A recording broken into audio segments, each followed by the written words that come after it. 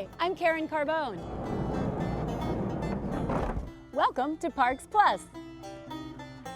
Today I'm here helping out with some chores at Frying Pan Farm Park in Herndon, Virginia.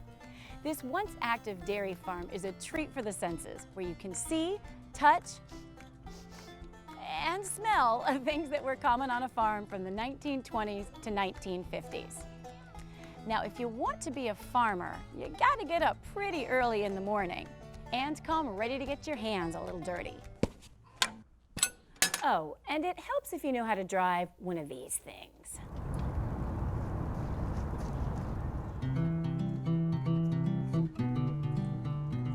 We always start around, 7 in the morning, and then we will start with feeding. We usually feed the large animals first. Check my good old feed list. All right, we're gonna feed some sheep and some goats on the other side of the barn. The life of the farmer can be super easy, or it can be super crazy. The area we're in now is called our field pig area.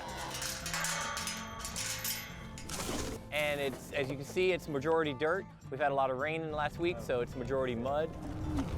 Sometimes you think it's gonna be an easy day, and 14 hours later, you're going home covered in something. So we work 7 to 5, and then, being farm animals and the weather, we may be here past that or before that. It just varies on the season, Seen many a sunset and many a sunrise. So this is Sasha. She's a 3-year-old Jersey dairy cow. And so the first thing we do is we wash her udder, and we'll do some by hand. And this will do the job of 4 hands. The Jersey cow milk is very easy to transfer to other species. These guys will drink 2 bottles a day right now. They're eating grain very well, and so they'll be weaned off milk actually next week. We've got a couple different areas for the chickens to go. The first thing we always do is we always feed them, and then we let them outside, and that way they get their exercise and some fresh air. And then we come back and we collect eggs. Like say we've got about 20 chickens right now, and so we're getting around a dozen or so eggs each day. 130 acres, everything's always changing at Frying Pan, and it just makes it unique. And you come out, walk your dog, you come out, bring the family, and be able to see crops growing and see grass, changing and making hay, and just the landscape changes constantly.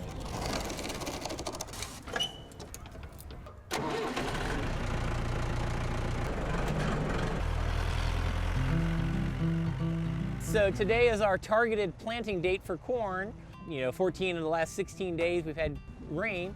And so if you look, you can see that it was just too muddy. We tried to do some tillage. Sometimes they don't line up. There we go. Like I say, we're trying to smooth out this cornfield. And then once we are dry enough, we will plant corn. But it's the Mother Nature is saying no. At this point, we're all right if we wait a week or two. If we get past another 2 weeks, then it might not even be worth planting. Day in the life of the farmer, it's always a gamble. You never know what you're gonna get. Animal health on the farm is a lot of observation, making sure that these animals are, continually healthy. Just keeping everything clean, making sure they're not in their own manure or filth. And then, like say, just observing if somebody's sick, figure out why you gotta treat it, how you gotta treat it, and then how do you prevent that from happening in the future. Typically, we would clean stalls before the school groups come, and that way everything is nice and clean before anybody else arrives. We are trimming goat hooves. This year we've been really wet, so the goats have actually spent more time in the barn, and it's, the stalls are kind of cushiony with straw, and so they haven't been out on the rocks and, kind of walking around as much to wear them down.